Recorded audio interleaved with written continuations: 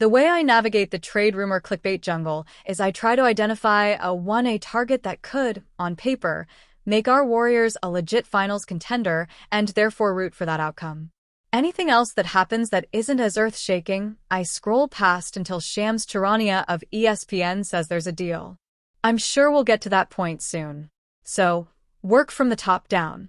Everything else flows off like water. Last summer, the Lauri Markkanen pursuit never really got anywhere, but it didn't faze me. First of all, back on New Year's Day, January 1st, 2024, luckily my co-host Dean of Positivity, Chambers, identified Markkanen as a 1A target. 7 feet, can shoot, is mobile, falls out of bed and gets 7 rebounds, 18 points. A potentially perfect complementary pick-and-pop role piece to one Wardell Stephen Curry. At the time, it was a stretch, no pun intended, to make something work with the cap sheets and salary matching, but Chambers dreamed up a scenario where Utah general manager at the time Danny Ainge fell in love with acquiring Jaylen Brown. That might be happening, RN, if you're paying attention to the source's rumors, as his own primary 1A target, and concocted a multi-team trade to achieve that end, even involving Chicago's Zach LaVine. Lo and behold, about 6 months after that, Lauri became an actual rumored pursuit. Staring at the Jazz and Warriors cap sheets all the time, I couldn't help but constantly view Andrew Wiggins' contract as a super depressed asset that just couldn't bear the weight of the basketball side of things needed to get a Markkanen deal going, due to the salary matching. It just didn't bother me the way casuals started complaining that no deal was happening, pointing blame at Joe Lacob for supposedly not wanting to part with Brandon Podziemski after Ainge supposedly balked at Jonathan Kuminga. Well, my own supposition was that Wiggins carried no value in the marketplace, especially after suffering through his dad's health difficulties and posting career-low numbers. No one wanted to be stuck with that contract, especially in a blockbuster deal. You'd be the butt of jokes at NBA governors' meetings for years to come. Oh well, move on. The Lacob/Ainge chatter was meaningless to me. But prior to that, Lacob had his eyes set on Paul George as his 1A target, with the approval of Draymond Green, who later revealed on his own podcast how mad he was at the Clippers for backing out. George himself would later say on his own podcast that the trade scenario actually involved Klay Thompson staying on the Golden State roster and that LA wasn't enamored by Podziemski or Kuminga despite the flinging of draft assets. I think the Klay part was why Lacob saw this deal as his 1A. Even though PG ended up being a bust free agent pickup, at least so far, for the Sixers, I respect Joe for taking the swing, just like I respect Orlando for making the Desmond Bane home run swing. Not outraged by anything, I kept my mind open and learned that even though Klay was a free agent, he could still land on a team that by far had zero cap space and only the passion of the 1A desire to add him to an NBA Finals runner-up that was missing exactly his specific skill set in their starting lineup. Kudos to the dad of Rocco, RIP, for finding himself the dream job. The whole time we were thinking Orlando was the team that had cap space and could fit Klay. Hello, sign and trade. Here's the thing about sign and trades. They require the team receiving the player that got signed then traded to be hard capped at the first apron. Therefore, when discussing sign and trades, there is a requirement to study the cap sheets of all teams involved. Anyways, Lacob, I should say Mike Dunleavy, Jr., as he's the actual GM, then pivoted on the crisis of losing Klay and maneuvered to get under the luxury tax line, bringing in Buddy Hield and Kyle Anderson in a 6-team deal at nearly the same salary combined, Klay $17 million, Hield and Anderson $9 million apiece. This allowed Golden State to stay under the luxury tax line, enabling them to acquire DeAnthony Melton as a free agent using the non-taxpayer mid-level exception, under $13 million at the time. Klay for Buddy, Kyle, and essentially Melt? Okay, that's pretty cool. The Detroit Pistons enter the NBA offseason looking to improve their roster and take advantage of a weakened Eastern Conference next season.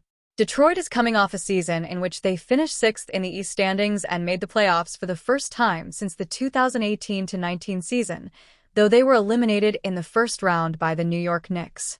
With their young core of Cade Cunningham, Jalen Duren, and Ozar Thompson, the Pistons now enter the offseason looking to upgrade their roster and chase a championship next season. Of course, Detroit has been linked to many players thus far, such as Naz Reid and Miles Turner, but they have recently emerged as a favorite to land a champion from the Golden State Warriors. According to Bovada, the Pistons have the fourth best odds, plus 500, to land Jonathan Kuminga from the Warriors this summer. The Miami Heat are the favorite, plus 200, to land him, and they are followed by the Brooklyn Nets, plus 295, and Chicago Bulls, plus 400.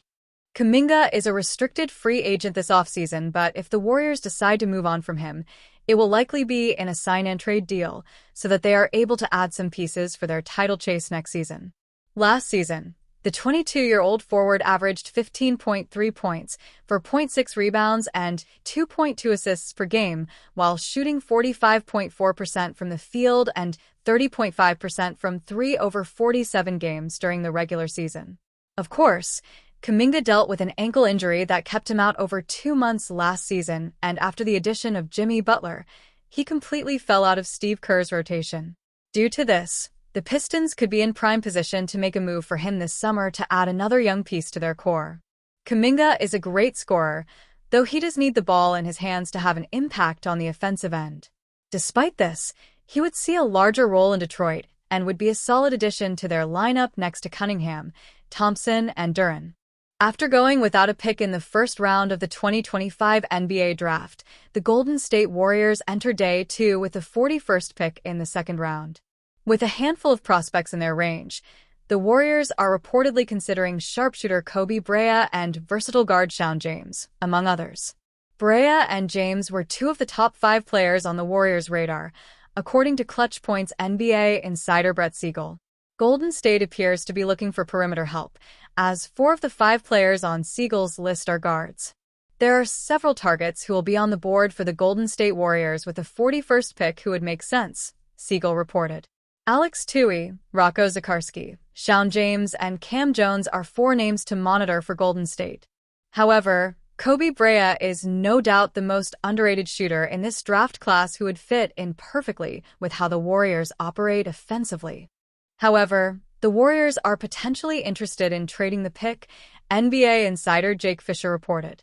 Fisher tweeted that Golden State is one of 4 teams open to trading its second-round selection, joining the Chicago Bulls, Charlotte Hornets, Toronto Raptors, and Oklahoma City Thunder. The Warriors sent their first-round pick to the Miami Heat in the Jimmy Butler trade at the deadline.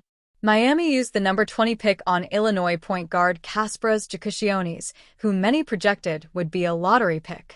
Warriors' biggest roster needs entering 2025 NBA Draft.